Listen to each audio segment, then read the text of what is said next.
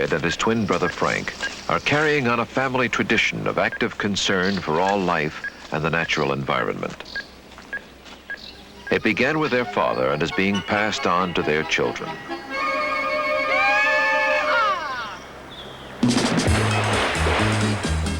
To all generations of Craigheads, the wilderness is a source of curiosity and delight. Irresistibly, the Salmon River challenges the Craigheads. Its rapids to be run, its freedom to be preserved.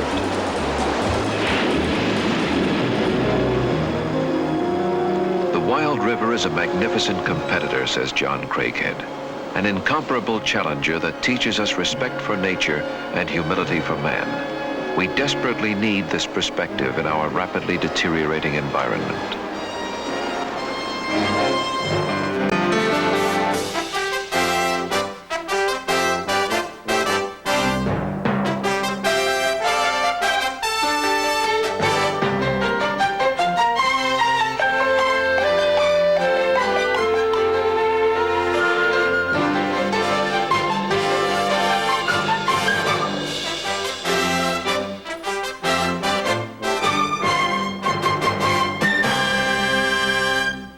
I'm Mike Farrell. Welcome to the best of National Geographic.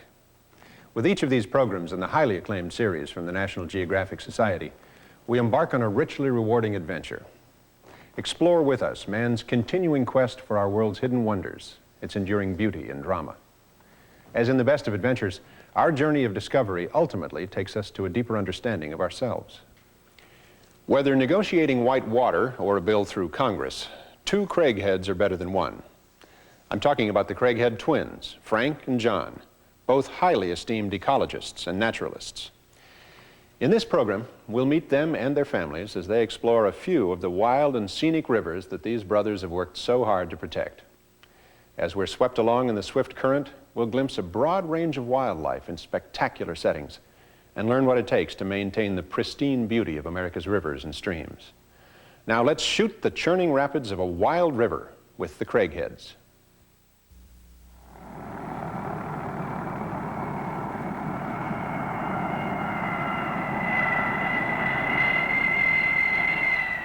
In the wake of technological progress has come the pollution of air, land, and water.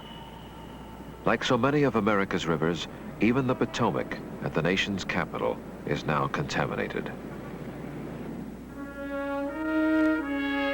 Washington, D.C. was the boyhood home of John and Frank Craighead. They knew the Potomac well. Its fate and the fate of other rivers have made them ardent spokesmen for conservation. The Craigheads were instrumental in the passage by Congress of the Wild and Scenic Rivers Act. The bill's main purpose is to save some of the wild streams which still remain. For the Potomac, it may be too late. Its water is unsafe for drinking. Fish and wildlife are threatened. The once clear water has become contaminated.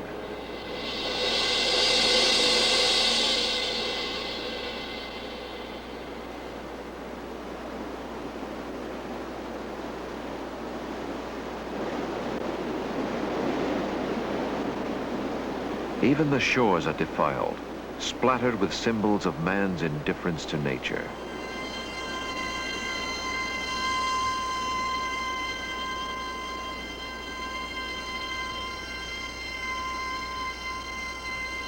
"35 years before, the Craigheads knew a different kind of river.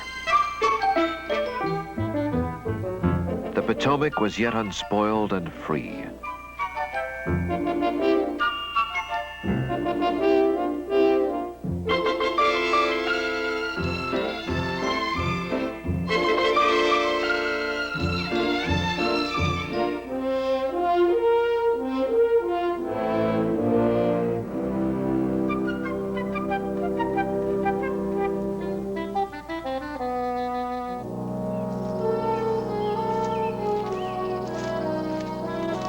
The Craigheads grew up with a love and respect for nature. Both have PhDs in ecology, the study of the interrelationship of living things and their environment. For years, they have been leaders in the fight against environmental pollution. 10 miles above Washington, where they once swam and fished and camped, the Craigheads encounter high school students conducting pollution tests of the Potomac's waters. This chance meeting reinforces their hope that the concern of the young will lead to a new sense of environmental responsibility. Did you used to live here? Yeah, I went to Western High School. Lived here quite a while. We could swim in the water and Really? drink That was it. quite a while ago. Yeah, Quite a while ago, yeah. Too long. You ought to write these down and then 20 years later come back and check it.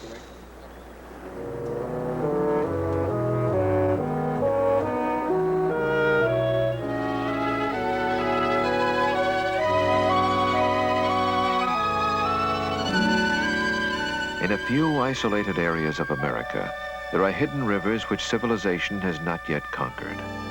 The Wild and Scenic Rivers Act hopes to preserve stretches of some of these rivers, to save their natural beauty, history, and ecology. Deep in the Idaho wilderness, the Salmon River still runs pure and swift. No man was known to have traveled its hazardous length until 1896. Many who tried perished in its rapids. It was called the River of No Return.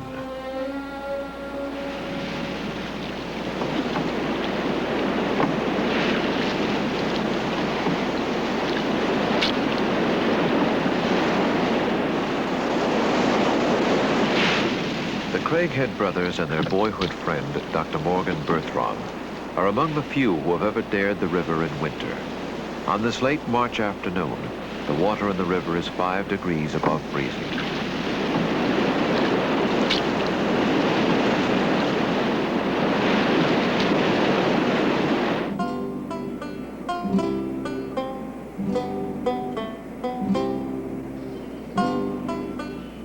Along the banks, a few scattered homesteads remain, reminders of a pioneering past. Beyond the isolated cabin of a river hermit lies the treacherous Salmon Falls.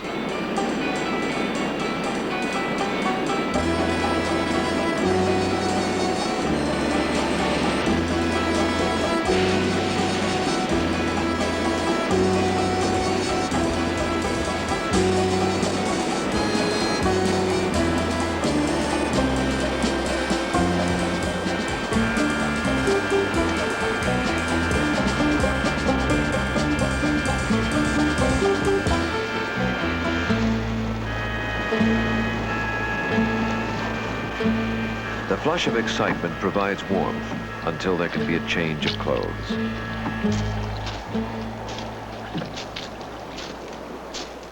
The untracked snow on the banks of the Salmon is probably as pure as any in the United States. Yet even here, the snow bears traces of pollution. Frank Craighead is a professor at the State University of New York at Albany. He collects snow samples to be analyzed by the Atmospheric Sciences Research Center.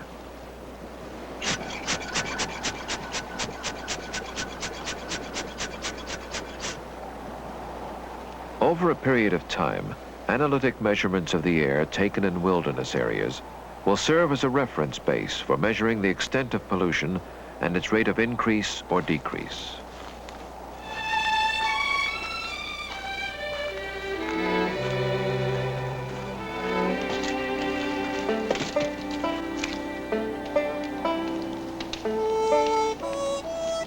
There are a few primitive places left in America where men can still be in harmony with their natural environment.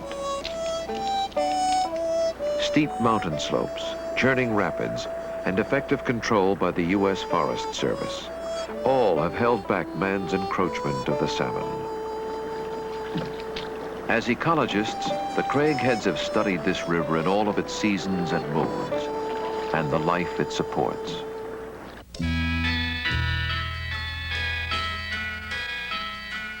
The osprey nests in the trees along the river and feeds on the fish it spots in the clear water. The playful otter also thrives on fish.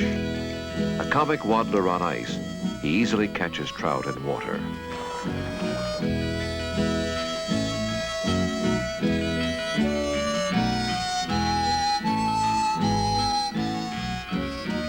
The river is more than flowing water, more than spectacular scenery. It nourishes life for miles around. Herds of elk whose summer grazing lands are bound in snow come from miles away to forage along the river's banks.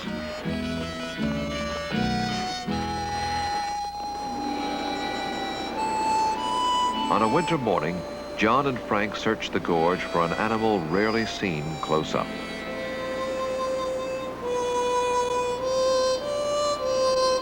The mountain goat is not a goat at all, but an antelope, related to the alpine chamois. The Craigheads stand for hours, studying and photographing this elusive animal.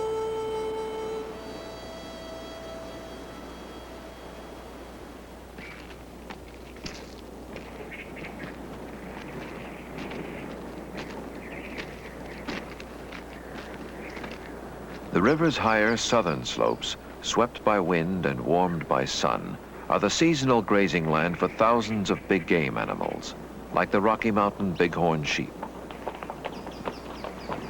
John Craighead, who heads the Cooperative Wildlife Unit at the University of Montana, inspects this winter range with Morgan Berthrong. The western winter has driven the herd down to the more temperate slopes of the Salmon River. Morgan, this is one reason why we're concerned with setting this river aside as a wild river and keeping impoundments off. An impoundment of 600 or 700 feet, a dam would back water up that would flood most of this winter range, which is so essential to thousands of big game that come down and utilize it in the winter.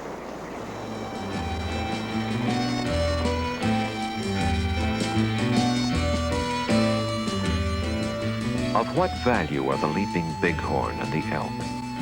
Of what value is the wild? Most people will never see it. The animals of the wilderness are part of a delicate balance of life, a balance that affects mankind. To protect the wild is to protect the great chain of life so essential to the continued survival of man on Earth. To protect the wild may signify in man a new humility, a curb on his traditional recklessness towards the natural world.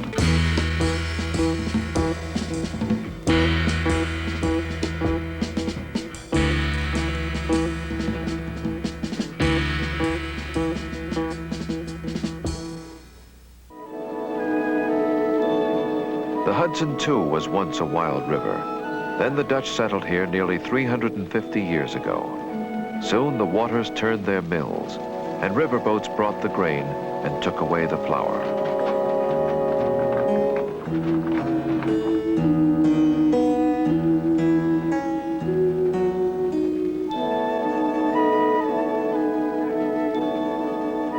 Man did not yet have the power to transform his environment radically. For people along the river, life was simple.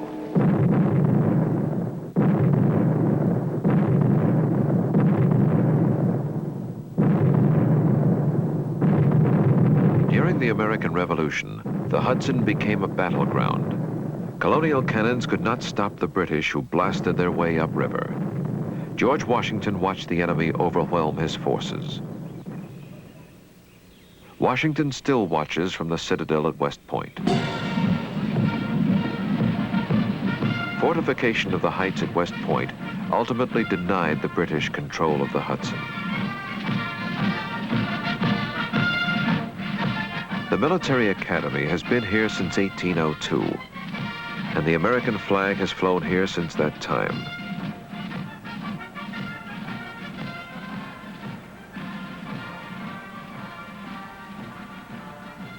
Three miles up the river from West Point is Storm King Mountain.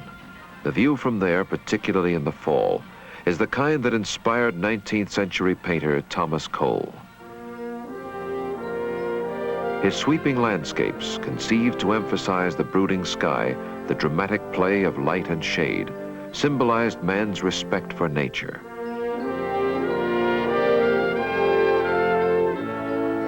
Cole inspired other painters to follow him, and they became known as the Hudson River School.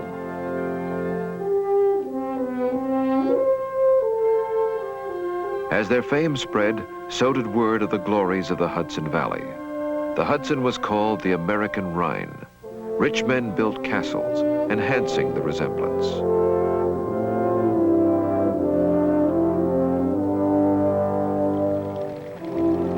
For 306 miles, the Hudson River flows. Scenes of a romantic past mingle with a bustling, dynamic present.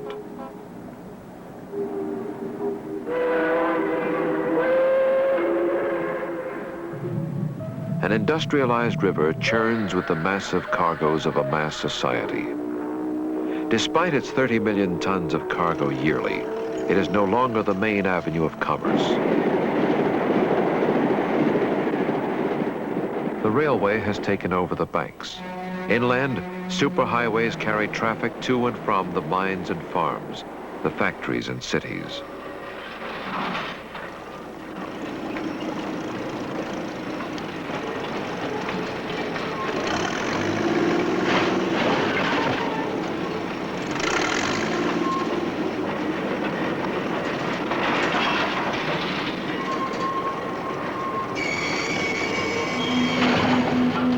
Misuse has tarnished the majestic Hudson. The river became a convenient sewer, a dumping ground.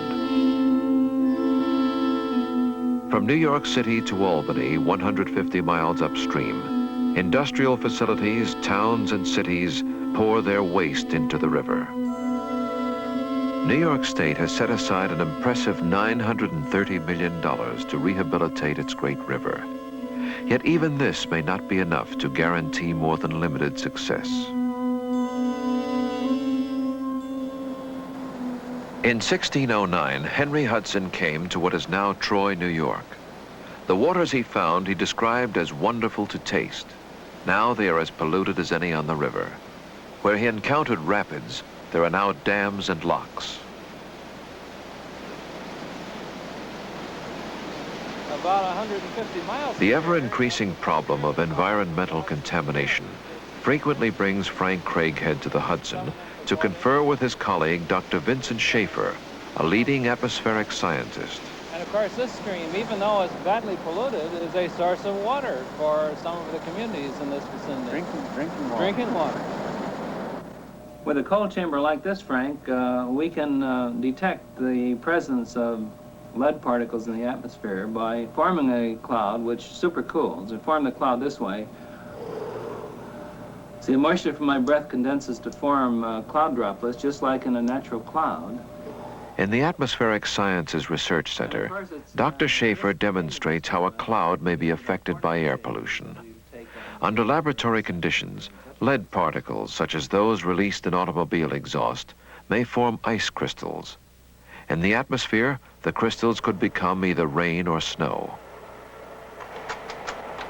These are ice crystals that have grown on the lead particle. Then, to get further information, we are now doing electron microscopic work. And Dr. Schaefer has found pollutants in snow samples collected across the country, even in the most remote wilderness areas. Is there any areas where you haven't found these lead particles? Haven't found a single place yet in the United States where we don't find lead.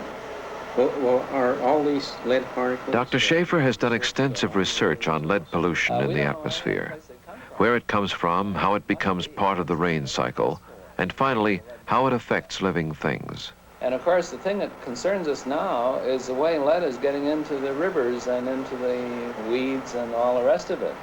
And then, of course, it gets into the food chain, and you and I then finally get it. In the broad reaches of America's West, life still shifts with the seasons. The serenity of the wild seems undisturbed.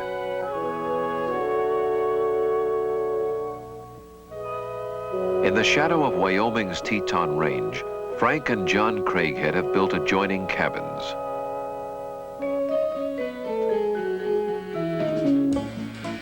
Living on the edge of the wilderness, the children of both families have grown up close to nature and to one another. Together, they now prepare for a trip down the Salmon River with their fathers. It will be typical of the kind of adventure all generations of Craigheads have shared. But this trip may be the last one they can all take together. After the summer, The older children will go their separate ways. Take this, you'll love it. Here, Bert, come on. Take it back.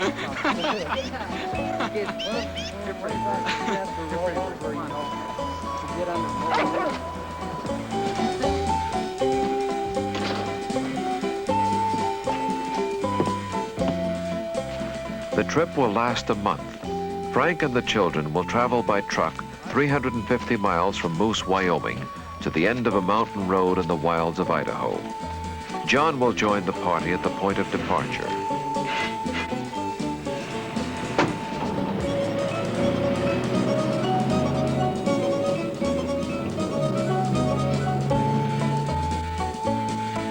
The Salmon River flows mainly north and west through the center of Idaho. The Craighead's river run will begin on the Middle Fork of the Salmon, then down the main river. They will travel nearly 200 miles through some of the wildest country in the United States. Dagger Falls is the jump-off point.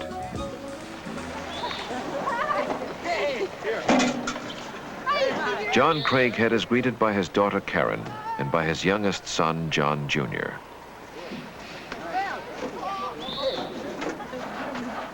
Each of the Craigheads has 3 children, 2 boys and a girl. Sorry about that.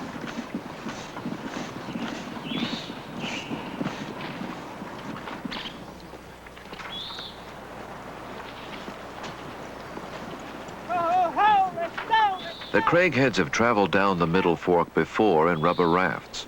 For the first time, they will also try to run the rapids in kayaks.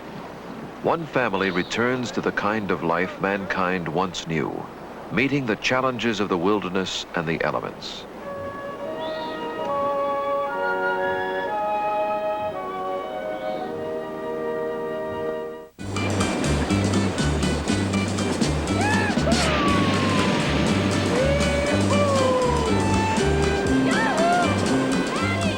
The Middle Fork runs more swiftly than the main salmon, dropping an average of 27 feet per mile. The Craigheads are swiftly propelled into its churning rapids. The white water is an immediate test of craft and crew.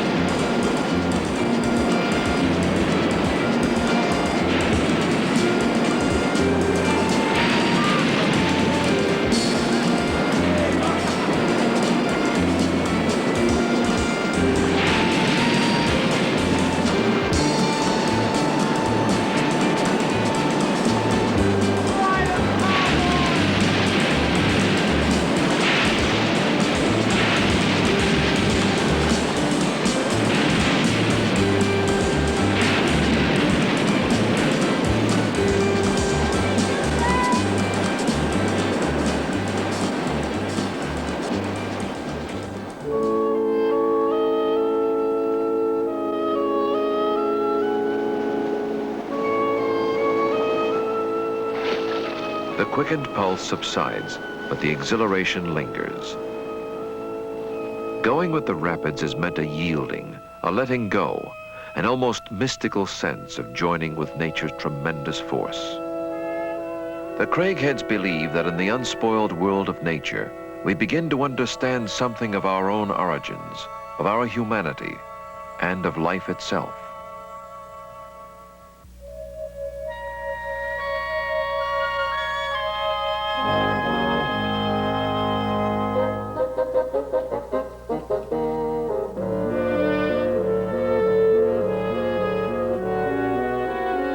The kayaks skim like dragonflies over tranquil water.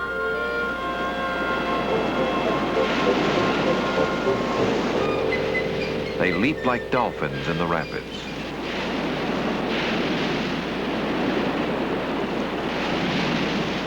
These same rapids have battered and drowned river travelers. Jagged rocks lie just below the surface of the water.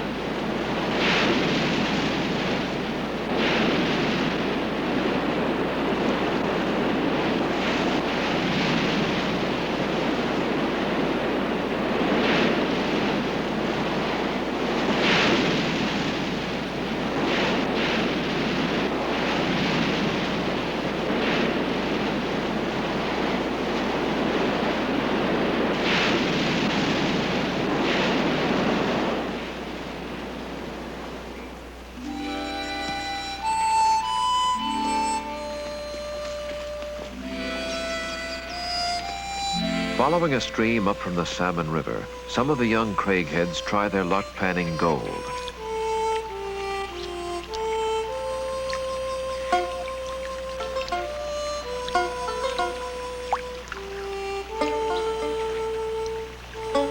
They came by the thousands in the gold rush days, doing the hard work of mining and scarring the land as they went. They built their mining towns, and Leesburg was a pretty big one, population 2,000. From the time they started in 1866, they took $16 million in gold out of the Leesburg mine. There wasn't any other reason for Leesburg, so when the gold ran out, the town died. It was lively enough for a while, and men lived high, gambling on the dream of riches and the easy life.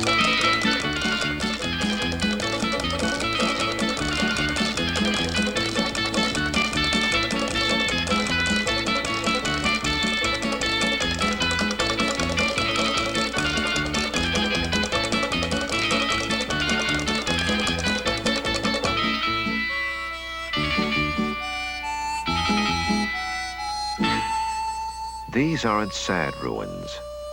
Wildflowers have taken over the street, and a wooden shack gets interesting when it crumbles. Miners, after all, didn't come to build a city. They were gamblers, and losing was also part of the game.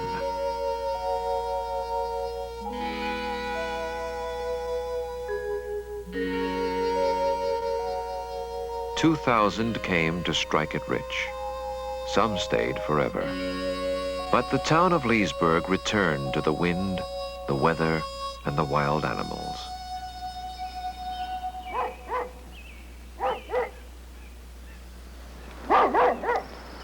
I homesteaded 40 years. Frank Lance didn't come to the Salmon to mine. He came to the river first in 1916, came back and homesteaded in 21. He grew a fine orchard, hunted and fished for most of his needs. She had a ruptured appendix, and she didn't want to go. I had to get tough with her to get her to go.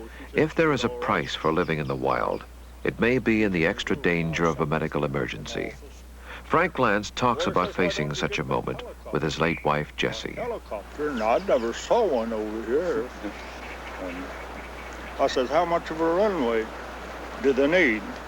Well, he said about 200 feet.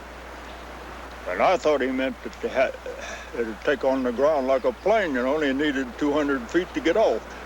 Yeah. We went down there and filled the ditches with dirt and made them a runway, and the son of a gun when he come in and just lit like grasshopper.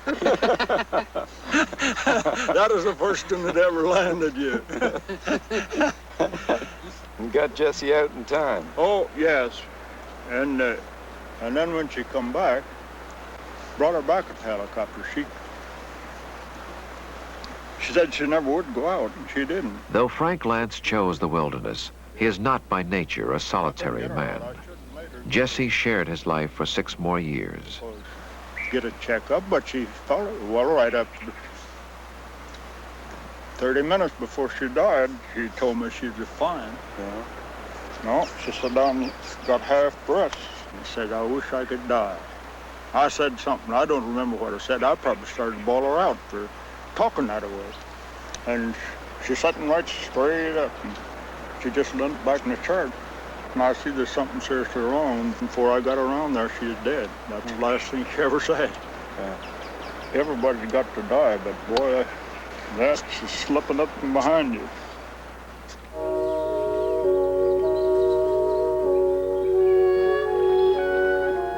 The Salmon flows on, alternately turbulent and tranquil. Where it flows with a gentle ripple, the boatmen relax and enjoy what passes.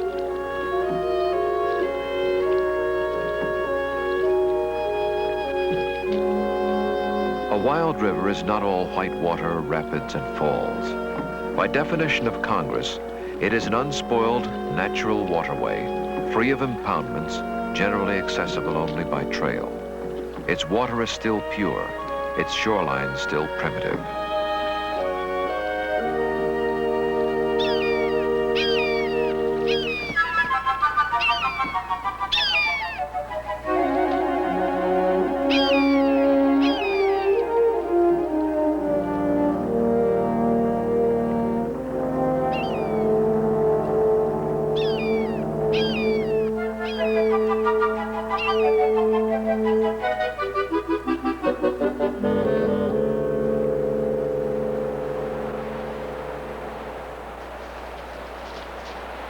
3 of the young craigheads leave the river to search for the nest of a majestic species of bird, the golden eagle.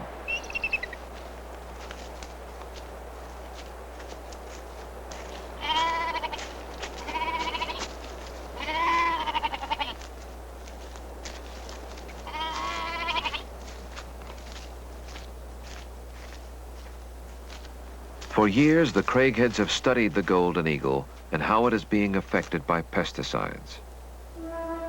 Far below, on a ledge jutting out from the sheer cliff, is the eagle's nest.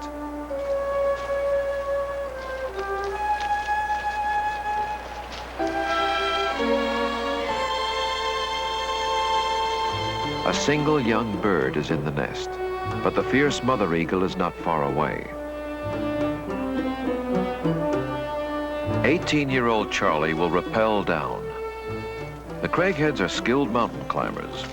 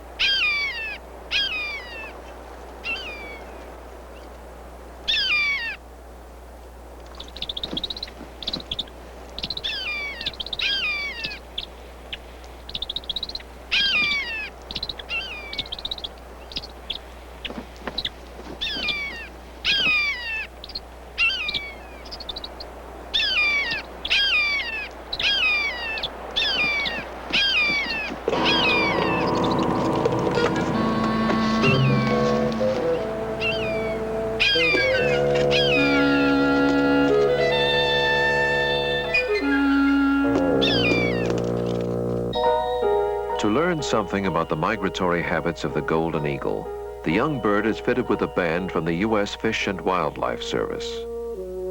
The golden eagle has been hunted down as a threat to livestock, but now studies indicate that it feeds on rodents and reptiles and other small animals.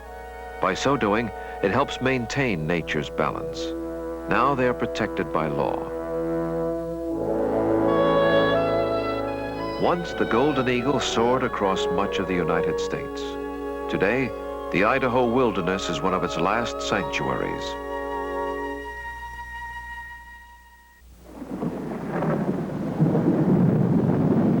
For the Craighead family, a wild river is beautiful and exhilarating, no matter what its mood.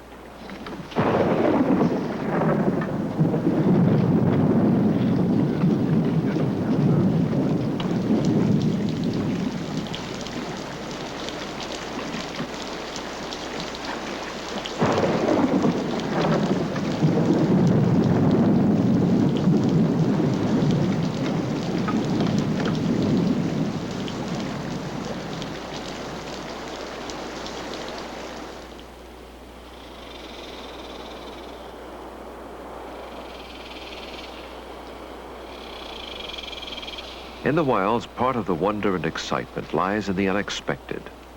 On one spring day, the salmon flies suddenly appear. During their few brief days of life, the salmon flies mate and drop their eggs by the millions into the water. For 2 years, the salmon fly in the nymphal stage has lived as an aquatic insect among the rocks on the bottom of the swift-running stream. Drawn instinctively to a point which is high and dry, the nymph will slip out of its hard, water-protective shell. One way of life ends, another begins. A winged insect emerges.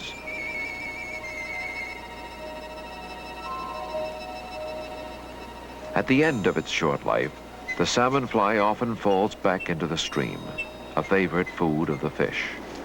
They are also a favorite bait of fishermen. During the salmon fly season, when the insects litter the water, the fish become voracious feeders, as 14-year-old Jenna learns.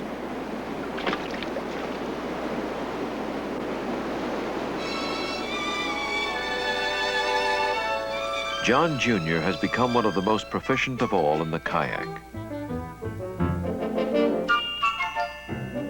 Using one sweep of the paddle, his own weight, and the force of the water itself, he has learned to right himself Eskimo style in case of a sudden upset.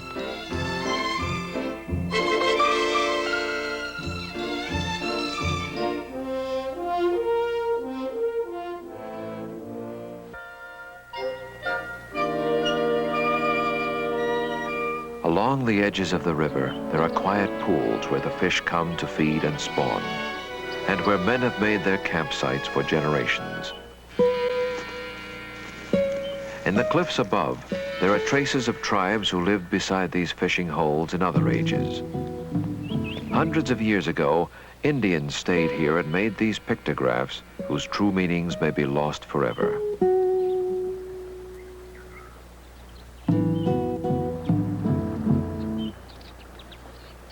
As the Indians once did, the Craigheads have learned to live off the land. On this day, they will survive by foraging.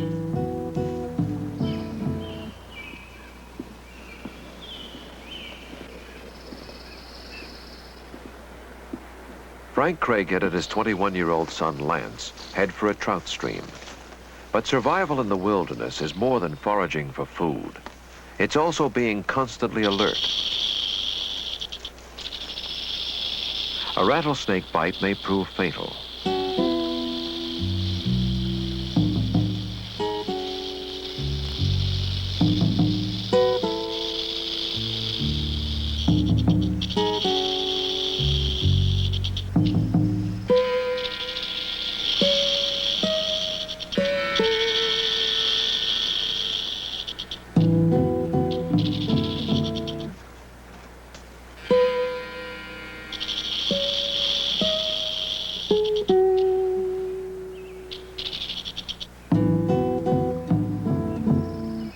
To the Craigheads, the rattlesnake is a prized catch to be added to the evening meal. It's a delicacy with the flavor of chicken. In the summer, the Salmon River country is alive with the blossoms of the yampa plant. To the uninitiated, they are only pretty flowers. To the Craigheads, they are wild vegetables. Beneath the fields of white lie the roots which once, more than a century and a half ago, helped sustain the explorers Lewis and Clark. The yampa root is sweet and nut-like.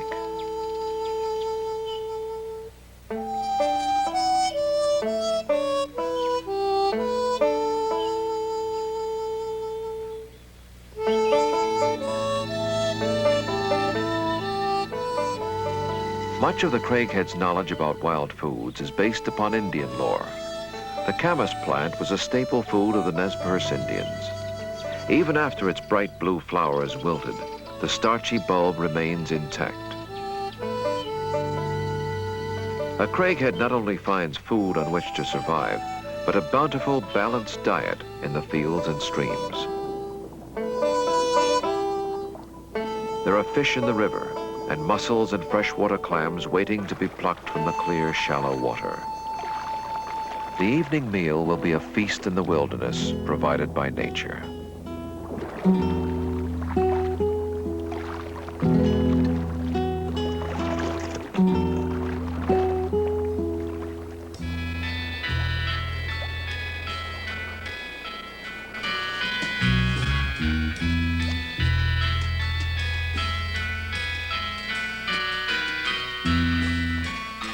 Near the end of a summer's day, near the end of a wild river, there are quiet, unspoken thoughts of a way of life that is slipping away, of a boyhood that's passing, of universities in faraway cities, of marriages, careers, and the swift-flowing river of time. Perhaps never again will they all be together beside this unspoiled river they love. One family alone in the wilds.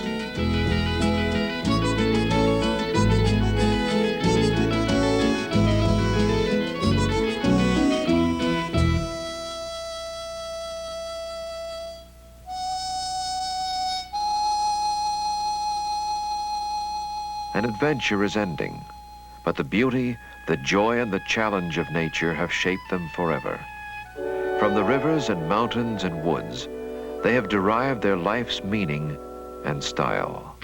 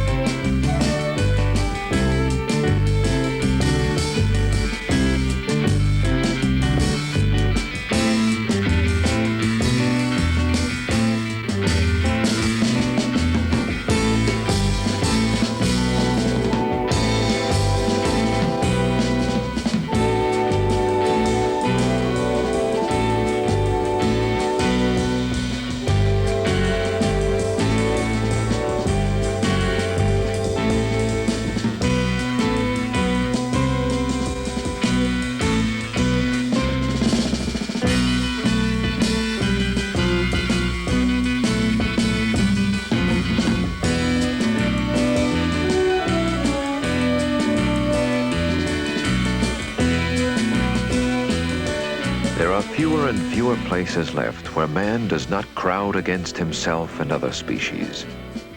3 generations of Craigheads have fought for the wilderness. They see it threatened and wonder what will be left for those who follow. As predicted in the film, the Craighead families haven't had much time to spare lately for river rafting together. But the brothers and many of their children remain active in conservation, with John at the helm of the Craighead Wildlife Wildlands Institute in Montana and his son Derek as its director. Frank's son Lance studies conservation biology at Montana State. And appropriately enough, daughter Jana married a man who used to lead rafting trips down the Colorado.